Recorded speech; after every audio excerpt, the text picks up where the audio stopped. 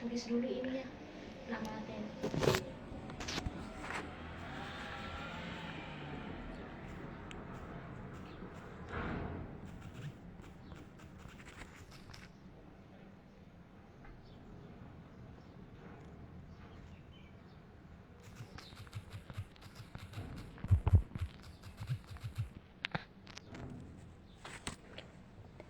Ketik dulu kan.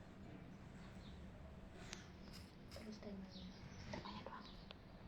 Nama acara sama tema. Bincang santai terus tema. Bincang santai Alvanisa dan Alvanisa.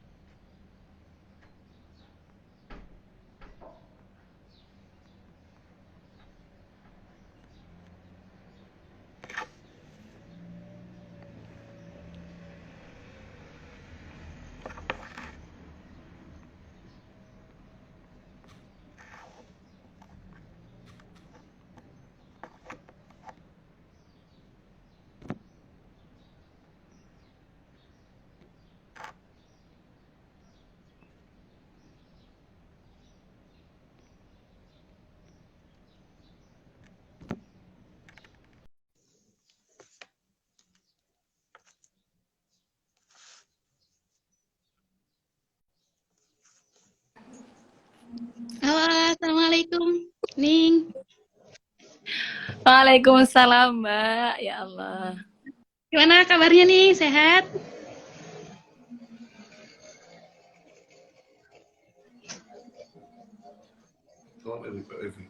Nggih, mantap. Buat hati wifi ini. Gimana nih? Sehat? Alhamdulillah. Alhamdulillah, sehat, Mbak. Mungkin langsung dimulai aja ya, Ning ya. Ya, siap. Bismillahirrahmanirrahim. Yang terhormat Rois Suriah PCI Inu Sudan, Kiai Haji Hafidul Umam, beserta jajarannya. Yang kami hormati Ketua Tanfidiyah PCI Inu Sudan, Ustadz Muhammad Abdul Rahim, dan yang kami hormati Ketua Muslimat NU Sudan, Ustadzah Yustira Nurul Fadilah, dan yang kami hormati pada narasumber kali ini, Ningsela Hasinah, yang Masya Allah nih, nggak mungkin nggak ada yang kenal. Masya Allah. Ada dong.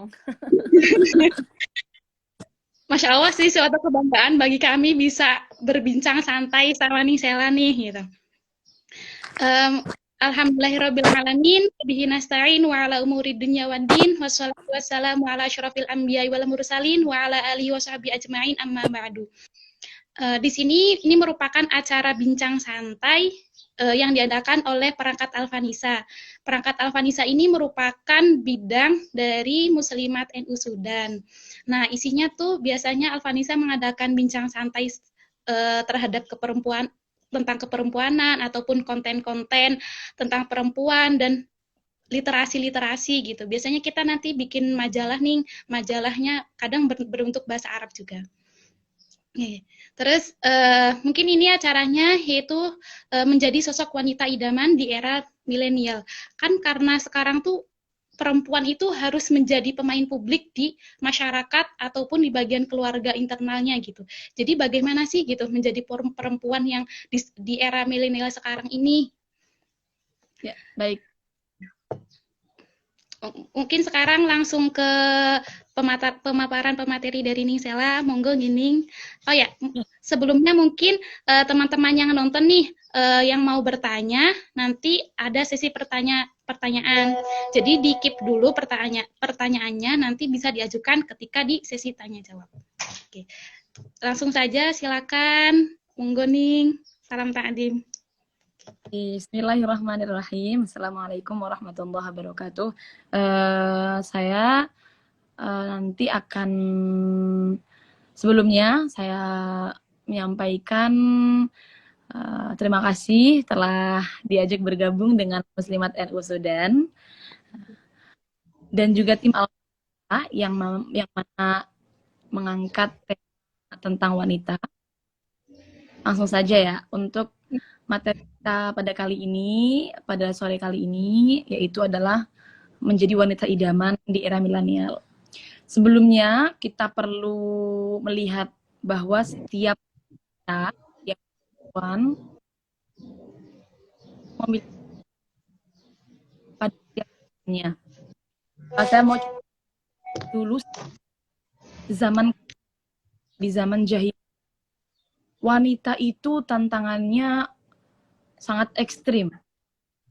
Di zaman jahiliyah, wanita kalau semisal dalam suatu keluarga itu diberikan anak dan ternyata wanita, anaknya perempuan, maka orang tuanya akan sangat malu. Karena kenapa? Zaman dulu tuh wanita tidak berharga sama sekali. Wanita itu dilecehkan, dihinakan. Karena dianggap wanita itu tidak bisa memberikan pengaruh penting dalam keluarga. Tidak bisa ikut berperang, tidak bisa mencari nafkah. Hanya membuat beban saja. Akhirnya ketika orang zaman jahiliyah diberikan anak perempuan, mereka malu. Sehingga bahkan sebagian dari kabilah Arab itu mengubur anak mereka yang perempuan hidup-hidup. Ini sungguh betul-betul menghinakan wanita. Dan juga ada lagi, di zaman jahiliyah itu wanita tidak mendapatkan hak waris. Jadi nggak bisa mendapatkan warisan. Bahkan mereka bisa dijadikan warisan. Contohnya seperti ini. Ada seorang wanita ditinggal mati suaminya. Nah, ini kalau zaman jahiliyah, semisal suaminya tadi punya anak dari ibu yang lain, dari selain dirinya, ini bisa.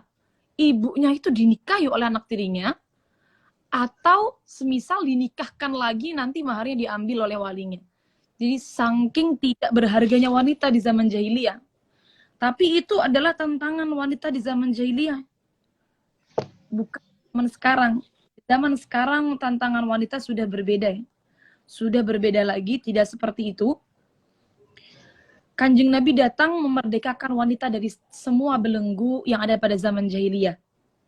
Contohnya, dari ketika zaman jahiliyah wanita itu tidak mendapatkan hak waris, misalnya, ini pernah diceritakan termasuk pada Abun Nuzul, daripada ayat yusikumullahu fi auladikum lidzakari mithlu hadzal unthayain, dan juga ayat lirrijali nasibum mimma tarakal walidani wal aqrabun walin nisa'i nasibum mimma tarakal walidani wal aqrabuna mimma qalla minhu aw katsur. Ini awalnya itu ada satu sahabat melaporkan kepada Kanjeng Nabi. Kanjeng Nabi, ada satu sahabat yang meninggalkan istri dan anak-anaknya semua perempuan. Tidak ada laki-laki. Akhirnya hartanya diambil alih oleh pamannya semua. Nah, akhirnya turunlah ayat tadi, lirrijali nasibum mimma tarakal walidani wal aqrabun. Laki-laki punya bagian dari apa yang ditinggalkan oleh kedua orang tuanya, oleh kerabatnya. Perempuan juga punya bagian yang sama dengan apa yang ditinggalkan oleh keluarga dan kerabatnya. Jadi, Kanjeng Nabi datang menghilangkan semua belenggu yang menghinakan wanita pada zaman jahiliyah. Nah, itu tantangan pada masa jahiliyah. Sekarang ketika era milenial, apa tantangan pada zaman sekarang? Tantangannya tentu berbeda. Tantangan perempuan pada saat ini tentunya tidak sama dengan pada saat zaman jahiliyah. Perempuan saat ini ditantang menjadi perempuan yang terus berilmu. Kenapa? Karena perempuan dia multi-identitas. Multi-identitas bisa sebagai pribadinya, bisa sebagai orang istri, bisa sebagai masyarakat, dan juga keluarganya. Untuk menjadi baiknya baiknya sebuah bangsa ini dibebankan kepada seorang wanita. Mungkin teman-teman sekalian sudah banyak yang paham tentang makalah ini. Baiknya seorang bangsa tergantung baik tidaknya seorang wanita. Kenapa kok seperti itu? Karena ternyata kalau kita lihat lebih bahwa ternyata wanita itu memegang peran penting. Contoh kecilnya saja di keluarga nih, di keluarga. Bu, ini peran penting bagi tumbuhnya seorang anak. Kesalehan ibu ini akan sangat mempengaruhi bagaimana kesolehan anak. Jadi solihnya anak tergantung seberapa solihah ibunya. Sehingga wanita itu memegang peran penting dalam baiknya suatu bangsa.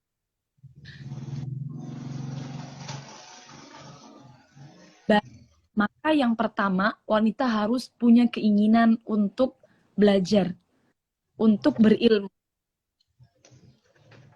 Dalam ayat di surat Jadilah disebutkan yarfa'illahu alladzina amanu minkum walladzina utul ilma darajat.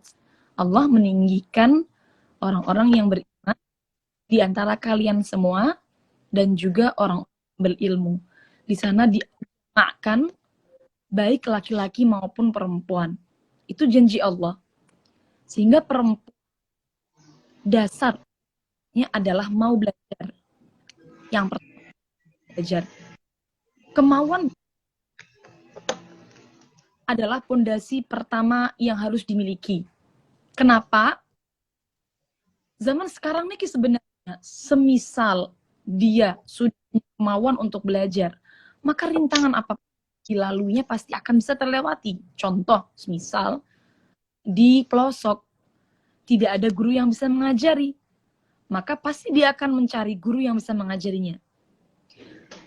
Atau zaman sekarang bisa mungkin kita belajar dari akun-akun yang memang bisa dipercaya, platform yang sudah disediakan dengan ilmu-ilmu yang memang betul-betul terpercaya, sanadnya jelas, itu juga bisa. Untuknya, maka tentunya perempuan harus nomor orang belajar. Sebenarnya yang pertama adalah ilmu tauhidnya, supaya akidahnya tidak menyimpang. Karena kalau ibu itu tauhidnya tidak kuat, akidahnya menyimpang, maka akan berdampak pada anak-anaknya. Tapi kalau tauhid kuat, maka tidak akan berdampak pada anak-anaknya. Jadi ada satu cerita ini. Saya baru baca cerita tentang Siti Masyito. Mungkin teman-teman sudah pernah tahu semua kisahnya tentang Siti Masyito. Siti Masyito dan Siti Asia sama-sama hidup di zamannya Fir'aun ya, zamannya Nabi Musa. Dulu sebelum kita mengenal Siti Masyito, di zaman Fir'aun itu juga ada sosok wanita yang terkenal namanya Siti Asia. Sampai beliau Siti Asia itu dijadikan satu termasuk daripada wanita yang masuk di cerita Al-Quran. Itu Siti Asia terkenal dengan keelokannya. Cantik sekali Siti Asia itu. Tersohor, betul-betul tersohor di desanya. Cantik. Nah, kecantikannya ini sampai pada telinga Fir'aun. Pada waktu itu Fir'aun sudah menobatkan dirinya sebagai Tuhan. Akhirnya Fir'aun menyuruh ajudannya untuk meminta Siti Asia menjadi istrinya. Datanglah ajudan Fir'aun ke rumah Siti Asia, ditolak mentah-mentah. Siti Asia sebelum menjadi istri Fir'aun itu sudah dalam keadaan beriman kepada Allah. Jadi Siti Asia itu sudah iman dulu, sudah dalam keadaan beriman kepada Allah. Nggak mau. Siti Asia tahu bahwa Fir'aun itu adalah orang kafir ya, orang yang kufur kepada Allah, tidak mau, tidak diterima pinangannya. Merasa dihinakan Fir'aun ini akhirnya marah, menyuruh ajudannya lagi untuk memenjarakan kedua orang tua Siti Asiyah. Ditangkap kedua orang tua Siti Asiyah, dipenjarakan untuk menarik ya agar mau ke istana Fir'aun. Ketika kedua orang tua Siti Asiyah ini dipenjarakan oleh Fir'aun, akhirnya Siti Asiyah mau datang ke Fir'aun. Itulah Siti Asiyah masuk ke istana Fir'aun lalu negosiasi. Fir'aun bilang, kalau kamu tidak mau menjadi istriku, maka orang tua akan kubunuh. Karena bakti Siti Asiyah kepada Fir'aun, akhirnya mau Siti Asiyah menjadi istri Fir'aun. Cuman Siti Asiyah memberikan beberapa syarat. Syaratnya di antara lain dia mau dibuatkan rumah sendiri. Kemudian dia mau orang tuanya dicukupi. Kehidupannya terjamin. Dan juga yang ketiga mau tidur dengan Fir'aun. Siti Asiyah masih memegang teguh keimanannya. Dia tidak mau tidur dengan orang yang tidak seiman dengannya. Akhirnya tetap menikah. Fir'aun menjadi istri, tetapi tidak tidur dengan Fir'aun. Nah, Allah menciptakan iblis yang menyerupai Siti Asiyah untuk menemani Fir'aun. Jadi sebenarnya mungkin kalau Fir'aun itu merasa tidur dengan Siti Asiyah, itu sebenarnya bukan Siti Asiyah, tapi iblis yang Allah ciptakan menyerupai Siti Asiyah untuk tidur bersama Fir'aun. Jadi dalam kerajaan Fir'aun itu ada beberapa orang yang beriman. Yang pertama Siti Asiyah, termasuk perempuan yang beriman, masuk ke dalam ayat daraballahu mathalan lil ladzina amanu imra'ata fir'aun idz qalat rabbi ibni li 'indaka baitan fil jannah. Nanti ceritanya ini akan bersambung. Setelah Siti Asiyah menjadi istri Fir'aun, di dalam istana Fir'aun juga ada yang namanya Siti Masyitoh. Siti Masyitoh itu tugasnya, Masyitoh ya, namanya Masyitoh ya. Masyitoh itu dari arti penyisir rambut ya. Orang yang tugasnya menyisir rambut putrinya Fir'aun. Jadi sebenarnya Siti Masyitoh itu sudah beriman, sudah menjadi pelayan di istana Fir'aun, sudah agak lama ya, sudah lama. Menyembunyikan keimanannya. Lalu ketika pada satu saat Siti Masyitoh ini menyisir putrinya Fir'aun, jungkasnya, sisirnya jatuh dengan tidak sengaja menyebut bismillah ketika mengambil sisirnya. Akhirnya kaget anaknya Fir'aun, loh kamu menyebut apa? Bismillah. Siapa itu Tuhanmu? Tuhanku Allah. Kaget yang anaknya. Selama ini yang diketahui anaknya Fir'aun itu bahwa Tuhan yang ada di dunia itu ya ayahnya. Ketika Siti Masyitoh menyebutkan Tuhan yang Allah, kaget. Siapa itu Allah? Allah Tuhanku dan juga Tuhan ayahmu, kata Siti Masyitoh. Sehingga setelah itu anaknya curhat, mengadu kepada bapaknya bahwa Siti Masyitoh memiliki Tuhan selain kau ayah. Marahlah Fir'aun. Ketika Fir'aun marah, diambil Siti Masyitoh, ditanya lagi, siapa Tuhanmu? Tetap Siti Masyitoh teguh pendirian menjawab bahwa Tuhannya adalah Allah. Ini suaranya putus-putus ya? Enggak, lancar nih. Oh, alhamdulillah lancar ya. Tapi kalau kata teman-teman, tanya. Kemudian setelah ditahan Siti Masyitoh oleh Fir'aun karena menyebutkan Tuhan yang bukan Fir'aun tapi Allah,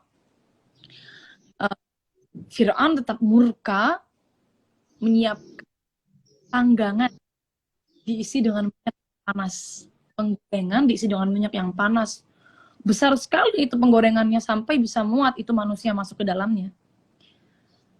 Sudah ditakut-takutin seperti itu, Siti Masyitoh ditanya ulang oleh Fir'aun. Siapa Tuhanmu? Tetap Siti Masyitoh menjawab Allah. Nah, tetap masih gigih ya Siti Masyitoh. Fir'aun masih pegel, akhirnya Fir'aun manggil. Suruh mendatangkan anak-anaknya. Siti Masyitoh itu punya anak 5. Punya anak 5. Ini dibuat pancingan oleh Fir'aun. Karena Fir'aun marah Siti Masyitoh ditanya berulang-ulang tetap gigih Tuhannya Allah. Fir'aun mengancam anaknya akan dimasukkan ke anak-anak Siti Masyitoh akan dimasukkan ke penggorengan tadi. Dimulai dari kakak tertua dulu. Kakak tertua dulu, ketika akan dimasukkan ke dalam penggorengan, ditanya lagi Siti Masyito, siapa Tuhan Siti Masyito? Tetap gigih Siti Masyito, Tuhanku adalah Allah. Dimasukkan anak yang ke dalam penggorengan. Setelah dagingnya satu, langsung hitam dagingnya, langsung dibilang. Begitu juga, anak tiga juga, anak juga. Jawaban tidak pernah berubah. Tuhannya adalah Allah. Sampai pada anak terakhir, bungsu, si bungsu. Berat hati Siti Masyito sebenarnya melepaskan anak yang terakhir ini untuk berpisah karena disiksa, dimasukkan ke penggorengan. Agak lama melepaskan anak yang bungsu ini, tetapi ketika anaknya akan dimasukkan ke penggorengan, anaknya bilang kepada ibunya, "Ibu, engkau sudah berada pada jalan yang benar, Ibu. Bersabarlah." Lalu langsung dimasukkan ke penggorengan. Dari situlah Siti Masyito teguh pendiriannya, kuat hatinya. Akhirnya setelah itu, giliran Siti Masyito yang dimasukkan ke penggorengan. Maksud saya apa? Maksud kami apa dari cerita Siti Masyito ini? Anak bungsunya, anak yang paling kecil, bisa menguatkan ibunya. Ini karena ibunya baik. Sehingga anak yang kecil tadi menguatkan ibunya bahwa ibunya sudah berada pada jalan yang benar. Semisal bukan ibunya baik, maka anak yang kecil pun tidak bisa mengucapkan seperti itu. Oleh karenanya, ibu seberapa solih ibunya, seberapa solih anaknya, ini tergantung kepada seberapa solihah ibunya. Jadi sangat berdampak. Perempuan dengan status sebagai ibu, ini memegang betul-betul kendali yang kuat bagaimana kelanjutan anaknya nanti. Dan juga selanjutnya, belajar selain tauhid, tadi kan itu tauhid ya, anaknya betul-betul akidahnya, teguh imannya, karena ibunya solihah juga. Setelah tauhid, maka ilmu yang selanjutnya perlu dipelajari adalah ilmu fikih. Ilmu fikih termasuk ilmu yang paling utama di bawah ilmu tauhid. Jadi karena kenapa? Karena keseharian kita manusia memang diciptakan untuk beribadah. Wa ma khalaqtul jinna wal insa illa liya'budun. Jadi memang manusia diciptakan untuk beribadah. Nah, untuk ibadah ini supaya keabsahannya betul-betul sesuai dengan syariat, maka harus dibarengi dengan belajar ilmu fikihnya.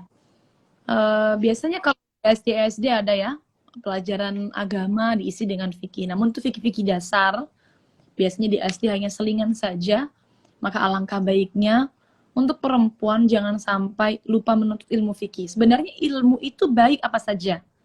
Mau menjadi dokter baik, mau menjadi insinyur baik, mau bergelut di dunia manapun baik. Tapi ilmu yang wajib harus dikuasai terlebih dahulu. Ilmu yang wajib itu harga mati, tidak bisa ditawar.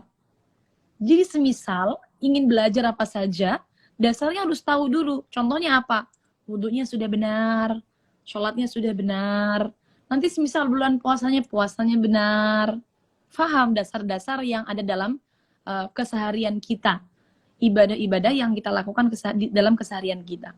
Ini penting ilmu fikih. Karena seperti ini teman-teman sekalian. Orang itu kalau paham fikih akan lebih sulit digoda oleh syaitan daripada orang yang tidak paham fikih. Oleh karenanya, satu alim fikih itu lebih utama daripada 1000 orang yang ahli ibadah. Seperti itu. Jadi karena pentingnya ilmu fikih di sini. Selain ilmu fikih, untuk perempuan juga harus paham selain ibadahnya, selain wudhu, sholat, dan sebagainya. Tentunya juga paham fikih wanita. Teman-teman kalau ketemu saya di mana saja pasti pembahasannya fikih wanita. Fikih wanita itu juga meliputi tentang darah, haid, nifas, dan istihadah.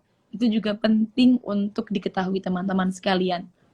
Tidak hanya permasalahan, kalau kita lihat hanya sebatas permasalahan darah saja, tidak hanya sebatas darah saja. Darah, kalau bagi wanita, haid, nifas bagi wanita, mengetahui ilmunya, ini juga harga mati. Kenapa? Kalau tidak tahu ilmunya, maka ibadah-ibadah yang lain akan diragukan keabsahannya. Tidak jelas apakah sudah sah atau belum. Ya karena tadi ilmunya tentang darahnya belum betul. Sehingga untuk wanita ilmu tentang perdarahannya juga harus disiapkan sejak kecil ya, sejak kecil. Kemudian selanjutnya ilmu adab, ilmu tentang akhlak. Teman-teman sekalian, sebenarnya sekarang itu kan banyak ya tentang belajar mengatur mental, tentang belajar bagaimana berperilaku baik di buku-buku pelajaran kita setiap harinya di sekolah.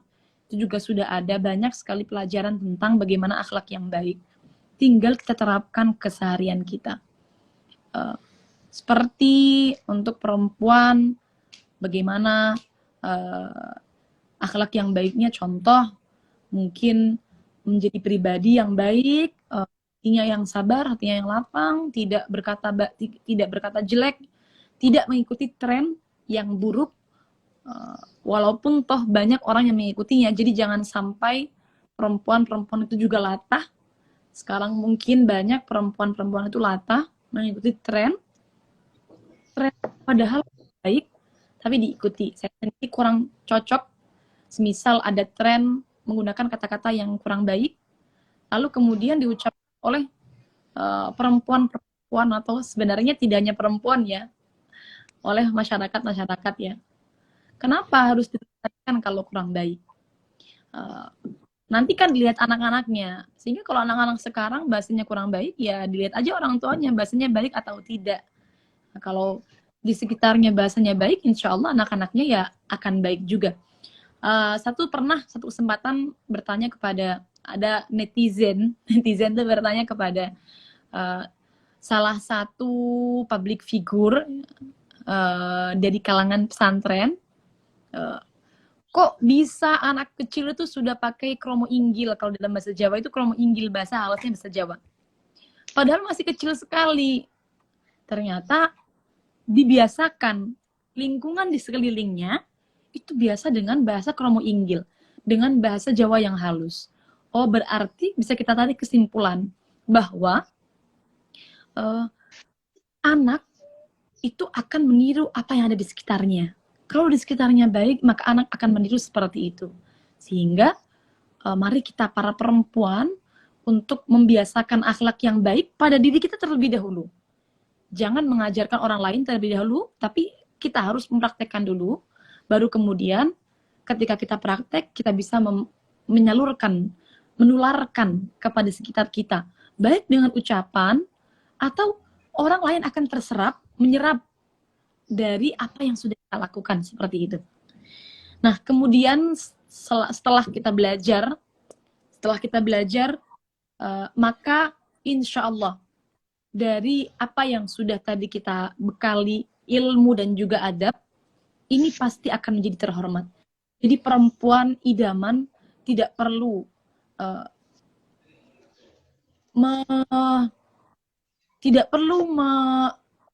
menyebarkan kabar bahwa dia itu idaman, bukan, tidak perlu. Cukup panjenengan sendiri menjadi berilmu, cukup panjenengan sendiri menjadi terdidik, maka dengan sendirinya panjenengan akan menjadi idaman.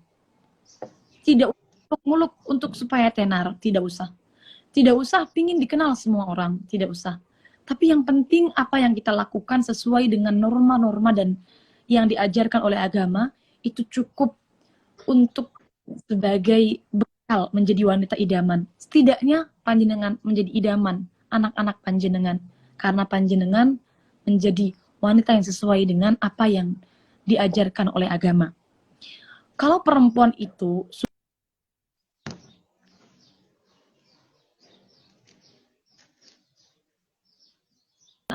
jujur, orang yang bisa dipercaya, maka ini sudah cukup untuk dikatakan sebagai perempuan yang terhormat. Dalam satu makalah dikatakan ada 4 hal. 4 hal yang bisa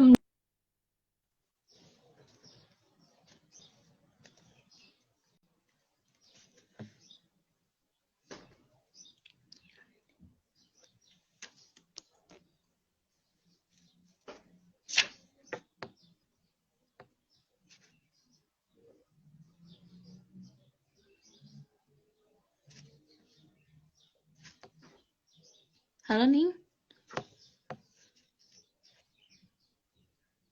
putus-putus nih. Ya, bentar. Mungkin kayaknya sinyalnya Ning Sila.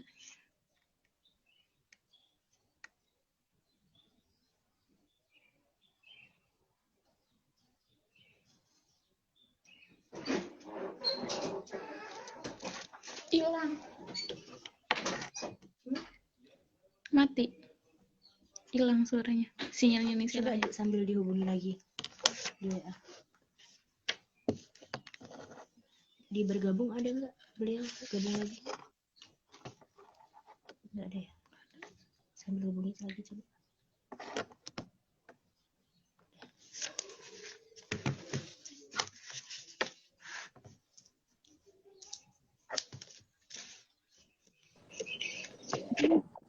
Putus-putus. Tiba-tiba, Mungkin sinyalnya gini.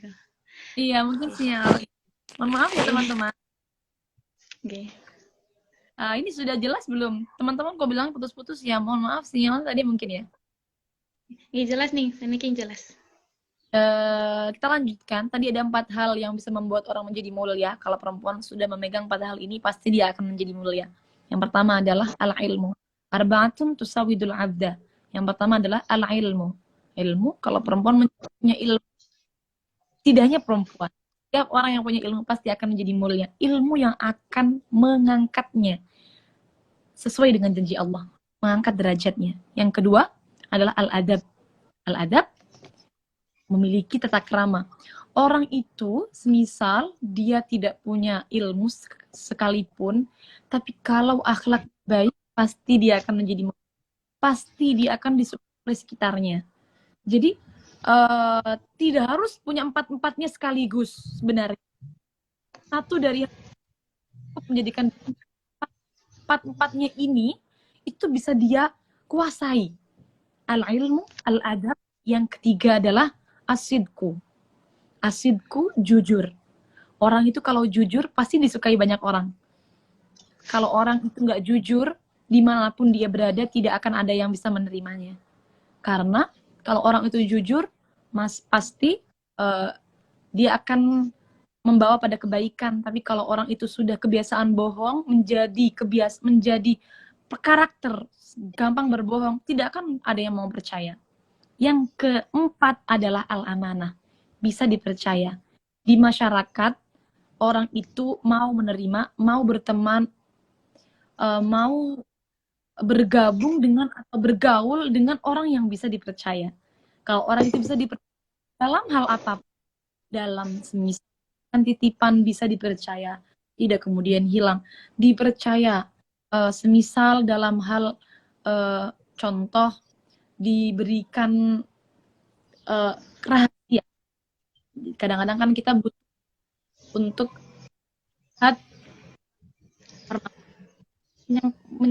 mencari mana solusinya. Nah, ini dia bisa menjaga rahasianya. Nah, untuk seperti ini, kalau bisa dipercaya maka akan diterima.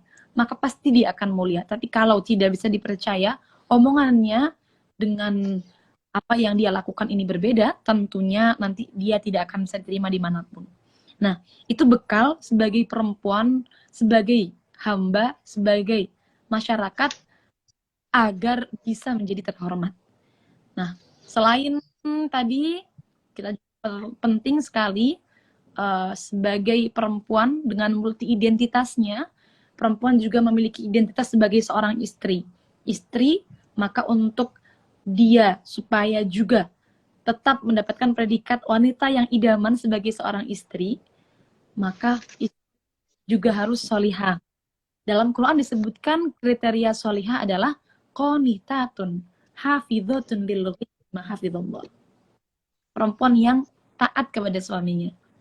Jadi teman-teman perempuan dalam Islam semua sudah dibagikan sesuai dengan porsinya.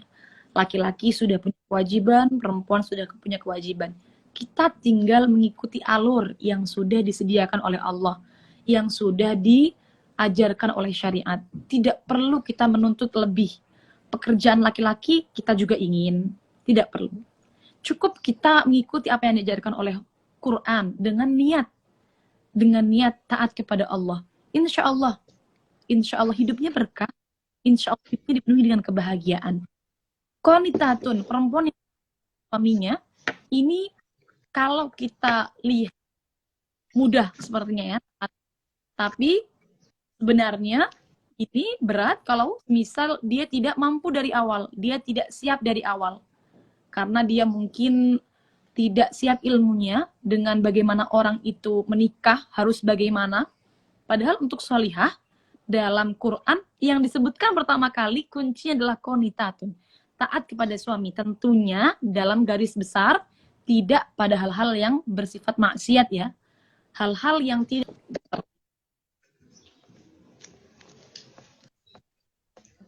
Ada satu cerita. Mau cerita lagi atau sudah ini? Sudah selesai kayaknya waktunya ya, 30 menit ya. Tapi nggak apa-apa, nih monggo dilanjutin nggak apa-apa. Atau lagi cerita dari Siti Muti'ah namanya. Ada Muti'ah namanya. Jadi Sayyidah Fatimah itu bertanya pada Kanjeng Nabi. Kanjeng Nabi, siapa wanita pertama kali yang masuk surga? Pertama kali siapa yang masuk surga? Dijawab oleh Kanjeng Nabi. Dia namanya Muti'ah.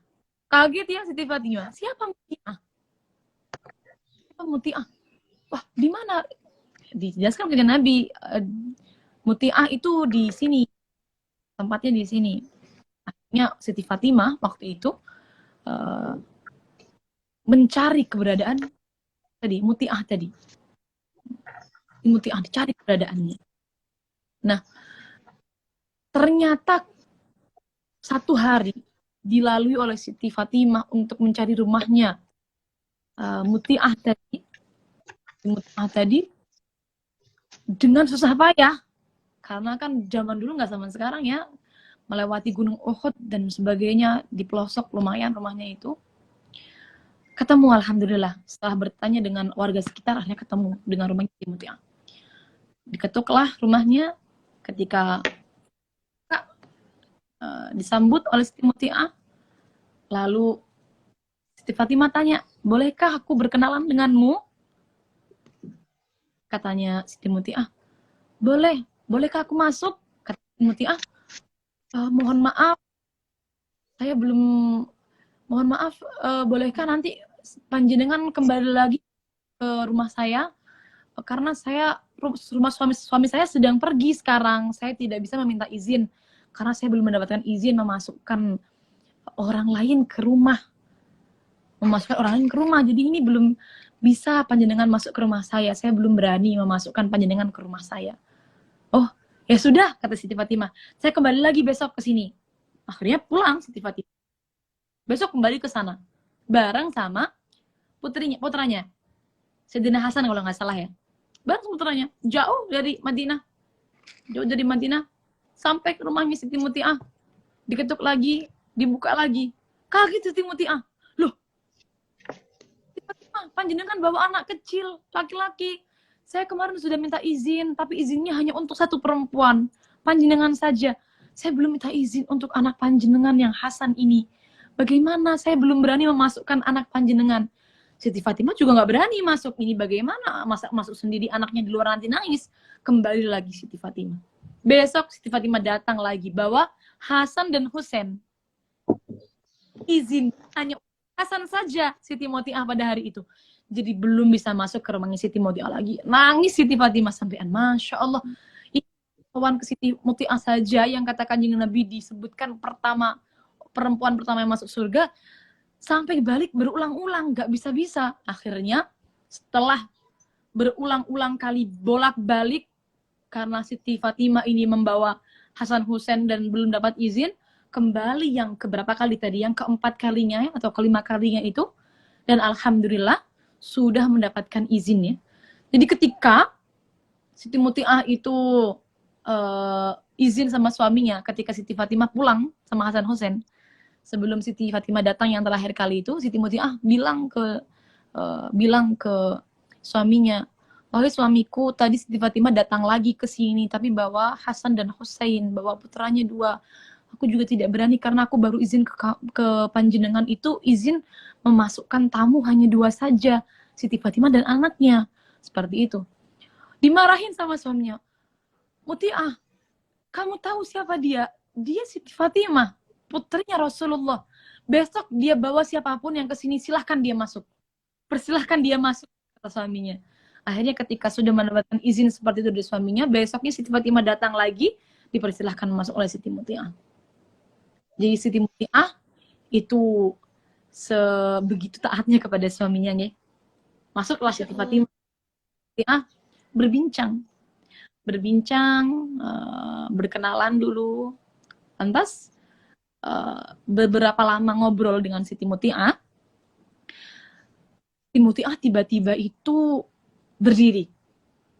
Kemudian tiba-tiba bawa baskom berisikan air. Kemudian ke depan pintu. Sambil lihat jendela, Siti Fatimah yang sebagai tamunya ini dianggurkan. Ke depan. Lalu Siti Fatimah kan pegal ya sebagai tamu, kok dianggurkan? Tanya pada Siti Muti'ah, kenapa kamu kok berdiri di depan pintu? Aku di sini tamumu, tidak engkau ajak bicara. Kenapa kamu malah di depan pintu? Akhirnya Siti Muti'ah bilang, mohon maaf Siti Fatimah, sekarang ini waktunya suami saya mau datang. Jadi saya harus di sini berdiri menyambutnya dia untuk datang. Lalu saya bawakan ember, barangkali dia nanti ingin membersihkan mukanya, langsung ada airnya. Barangkali dia nanti langsung ada airnya. Begitu. Saking Siti Muti'ah ini meladeni kepada suami, melayani kepada suaminya. Pulanglah Siti Fatimah, matur pada Kanjeng Nabi. Kanjeng Nabi, saya nggak kuat jadi seperti Siti Muti'ah. Saya nggak bisa seperti itu. Terus dijawab oleh Kanjeng Nabi.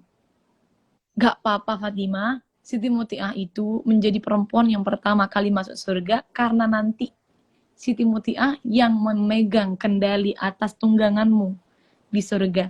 Sehingga pertama kali yang masuk Siti Muti'ah.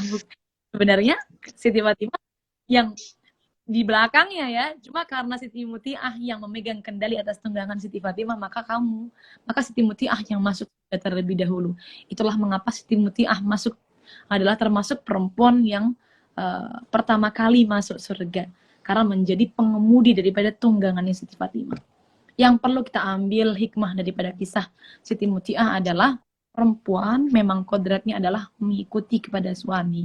Jadi teman-teman sekalian, kita perempuan ini berilmu, insya Allah kehidupan rumah tangga menjadi sakinah mawaddah warahmah. Dengan ilmu segala hal bisa terpecahkan insya Allah. Sehingga mari kita buat diri kita sebagai wanita ini bisa kaya dengan memiliki ilmu agar kehidupan nanti baik dengan identitas apapun, sebagai seorang istri, sebagai orang ibu, sebagai masyarakat siap memberikan manfaat dan tidak memberikan mudarat kepada sekitarnya. Dari kami, mungkin itu yang bisa saya sampaikan. Barangkali yang ditanyakan, saya kembalikan pada Mbak Moderator. Mbak siapa ini? Tadi saya belum kenalan. Ya, namanya Atikal Maulani. Iya. Atikal Maulani. Oke, terima kasih sangat gini matur suwun sangat. Sesi selanjutnya sesi tanya jawab. Mungkin dari para penonton yang mau bertanya silahkan tulis di kolom komentar.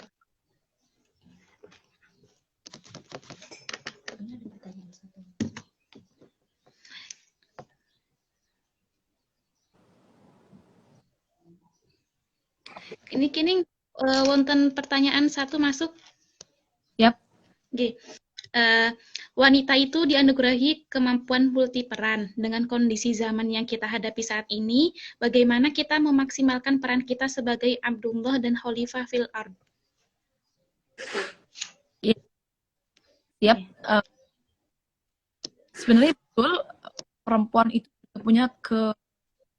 juga punya hak yang sama dengan laki-laki dalam menjadi khalifah fil. Khalifah fil ard itu Allah menciptakan manusia sebagai khalifah di bumi itu memang sebenarnya kan seperti ini ya khalifah itu ya. Khalifah itu kan dulu ketika Gusti Allah menciptakan Nabi Adam, malaikat kan protes. Nanti manusia menumpahkan darah akan banyak membuat kerusakan. Kenapa engkau ya Allah menjadikan manusia sebagai khalifah seperti itu? Awalnya kan seperti itu. Tapi jawaban ini a'lamu ma la ta'lamun. Aku tahu apa yang tidak kalian tahu malaikat. Ternyata manusia ini walaupun memang betul banyak yang menumpahkan darah, bahkan putra Nabi Adam sekalipun hal membunuh ya, membunuh kan, bunuh Habil, putra darah saudaranya sendiri. Tetapi manusia itu punya akal, punya potensi yang bisa untuk menyebarkan manfaat.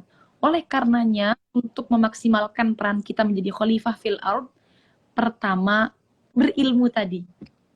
Orang kalau punya ilmu, berilmu, bisa mengaplikasikan ilmunya pada kehidupannya, dia akan betul-betul bisa memaksimalkan perannya sebagai khalifah fil ard.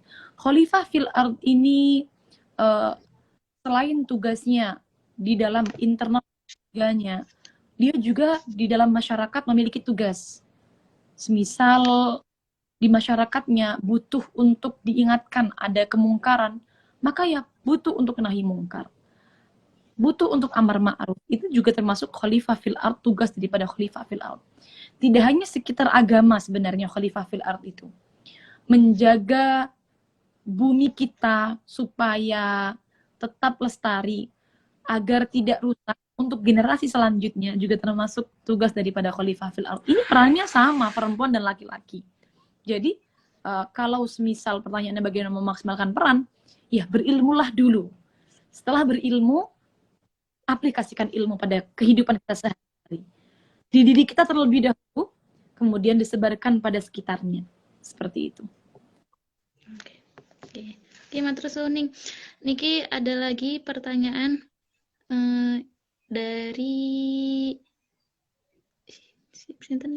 dari Kota Malang, katanya di era sekarang banyak sekali orang yang membicarakan mengenai independent woman. Menurut pandangan Ningsela niku pripun? Kalau saya pribadi menanggapi tentang maraknya sekarang orang membicarakan tentang feminisme, independent woman, saya tidak kemudian tidak setuju sepenuhnya juga tidak. Tapi sebagai hemat saya untuk perempuan lirrijali nasibum mimma iktasabu walin nisa'i nasibum mimma iktasabun.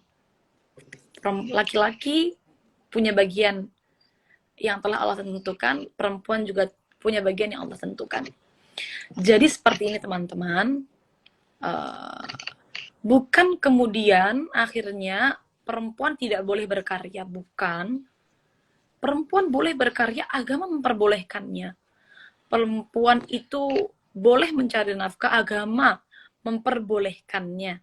Tetapi tidak bisa kita menuntut untuk sama persis dengan laki-laki. Islam pun sejak awal menyebutkan ar-rijalu qawwamuna 'alan nisa bima faddalallah ba'dhum 'ala ba'd. Memang laki-laki dan perempuan punya tugas masing-masing. Tidak usah menuntut ingin sama dengan laki-laki. Laki-laki juga tidak usah menuntut ingin sama dengan perempuan.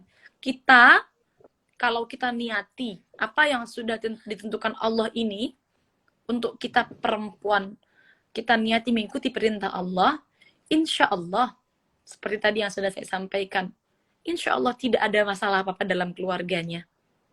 Jadi contoh semisal, perempuan tuh bisa loh, kalau dikatakan perempuan tidak bisa mengungkapkan pendapat, oh tidak, perempuan itu dianggap pendapatnya dalam keluarga. Semisal dalam keluarga itu betul-betul baik, ya, muasyarah bil ma'rufnya itu benar berjalan, maka bisa betul perempuan ini punya andil dalam memberikan pendapatnya, walaupun toh keputusan pada suami.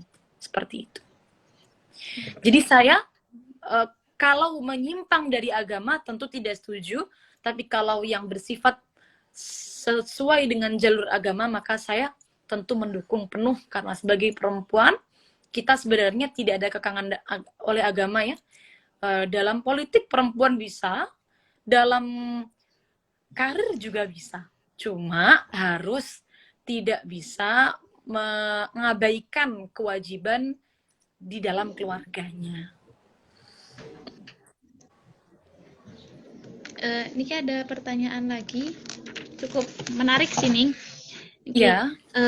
Batasan-batasan apa yang harus kita jalankan ketika ada teman yang berbeda thorikoh seperti Wahabi, Salafi, dan lain-lain, karena dalam bermasyarakat dan bersosial kita banyak menemukan hal itu. Ya. Satu yang perlu panjenengan pahami, teguhkan keimanan panjenengan, teguhkan akidah panjenengan terlebih dahulu. Tidak perlu muluk-muluk ingin merubah mereka ikut pada golongan kita, tidak perlu. Tidak usah menurut saya, karena kaum sebelah itu sangat pintar sekali dalam mengolah bahasa. Jadi kalau kita tidak pintar, tidak usah ingin merubah mereka agar ikut kepada kita. Cukup kita yang harus kita pegang, yang penting kita akidahnya jangan sampai terbawa. Jadi kalau mau bergaul boleh. Tidak mungkin kan kita kemudian membatasi pergaulan hanya untuk kaum kita saja, kan tidak mungkin. Kita bergaul saja. Mengamalkan apa yang sudah menjadi amalan kita sehari-hari, sudah itu saja cukup. Yang penting jangan sampai terbawa. Matur suwun. Ada lagi nih Kining? Masih ada 10 menit nih Kining. Siap. Belajar dari Mas Siti Mutiah gini, bagaimana dengan kebanyakan para istri, contoh yang paling konkret dan seharusnya sangat diperhatikan oleh para istri kepada suaminya di zaman ini. Paham iya. Enggak, paham. Mungkin zaman sekarang itu ya gitu tadi teman-teman. Jadi sebenarnya ilmu menuju menikah itu penting ya teman-teman sekalian. Ilmu bagaimana perempuan, kalau sekarang kan ada namanya belajar pernikahan sebelum menikah ya.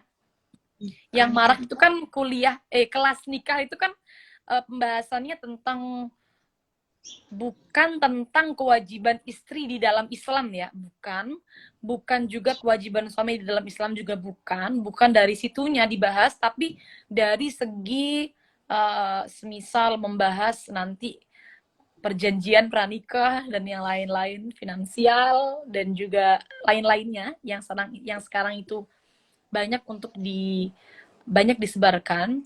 Itu penting juga, tapi tidak kalah pentingnya adalah pendidikan agamanya. Perempuan itu harus bagaimana? Perempuan itu di dalam Islamnya sebenarnya segala hal tergantung izin suaminya. Itu penting sebenarnya. Karena keridhaan suami itu menjadi kunci perempuan. Itu menjadi kunci perempuan. Dari awalnya perempuan itu kalau menjadi seorang anak, maka kuncinya ada pada ridho orang tua. Tapi ketika dia sudah menikah, pindah menjadi ridho suaminya yang harus dia dapatkan. Seperti itu. Nah, untuk kalau perempuan zaman sekarang bagaimana? Ya berarti sebenarnya kurang ilmunya saja. Mungkin dengan banyak mengikuti kajian-kajian tentang ilmu menikah bisa dirubah sedikit-sedikit. Contoh kecil saja lah, mungkin keluar rumah, ini kalau tidak dapat izin suami kan aslinya tidak boleh. Masih ingat tidak cerita di zaman Kanjeng Nabi? Ada seorang istri ditinggal suaminya pergi. Lalu diberikan pesan oleh Nabi, oleh suaminya, kamu jangan sampai keluar rumah. Ternyata ketika suaminya pergi, itu ada yang menyampaikan kabar bahwa ayahnya sakit. Si istri ini ingin menjenguk kepada ayahnya. Pada waktu itu dia belum dapat, belum ada handphone ya, belum ada untuk menyampaikan kabar, kan belum ada. Sehingga istrinya ini pingin banget menjenguk ayahnya, menyampaikan pesan untuk disampaikan kepada Kanjeng Nabi bagaimana, apakah boleh dia menjenguk ayahnya yang sakit, sementara suaminya itu memberikan pesan jangan sampai keluar rumah. Dijawab oleh Kanjeng Nabi, nggak boleh, jangan. Kemudian kabar beberapa hari lagi ayahnya meninggal. Memberikan pesan lagi kepada Kanjeng Nabi istrinya. Istri itu tadi tetap sama. Jawaban Kanjeng Nabi, tidak boleh, karena suaminya memberikan pesan tidak boleh untuk keluar rumah. Sebegitu besarnya peran ridho suami dalam kehidupan istri, sampai-sampai Kanjeng Nabi tidak memperbolehkan istrinya keluar walaupun toh urusannya karena ayahnya meninggal. Ya, begitu ya, maksudnya berat memang kalau perempuan ini yang dipegang adalah kebebasan.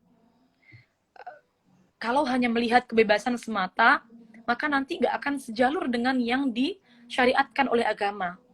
Jadi jangan hanya memegang itu saja, tapi kita harus selaras.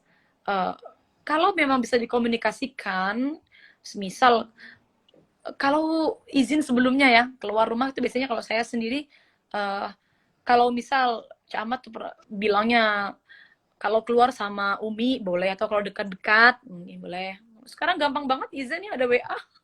Ada WA, jadi izin kan semakin mudah. Ya, itu dia. Mungkin ilmunya saja yang kurang, jadi kalau sekarang banyak yang tidak mempraktekkan itu.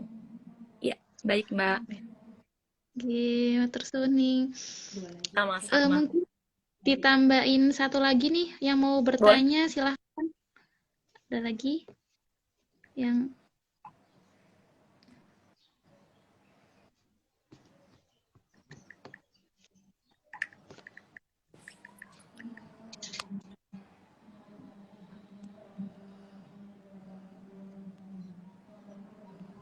Niki wonten ning. Derek tanglet, semoga dijawab kali ini Sela. Pangapunten, bagaimana meneguhkan pendirian agar tidak jatuh cinta sebelum halal? Oh, tidak bisa ya, jatuh cinta itu fitrah loh. Sebagai manusia, kita tidak bisa memaksakan cinta. Kita tidak bisa memaksakan yang namanya fitrah. Itu murni Allah yang memberikan rasa cinta itu. Kita sebagai manusia hanya bisa menjaga diri supaya tidak melanggar aturan-aturan agama. Jadi cintanya nggak salah, tapi mengekspresikan cinta yang salah. Teman-teman yang banyak seperti itu. Cintanya nggak salah. Apakah saya salah menyukai dia yang belum halal? Tidak salah. Tapi yang bikin salah adalah mengekspresikan cintanya. Kalau mengekspresikan cintanya dengan melakukan hal-hal yang diharamkan, tentu salah. Jadi kalau cintanya doang nggak salah. Kalau misal cinta supaya jadi halal, ya dipanjatkan dalam doa. disolati sambil tahajud nih kayaknya.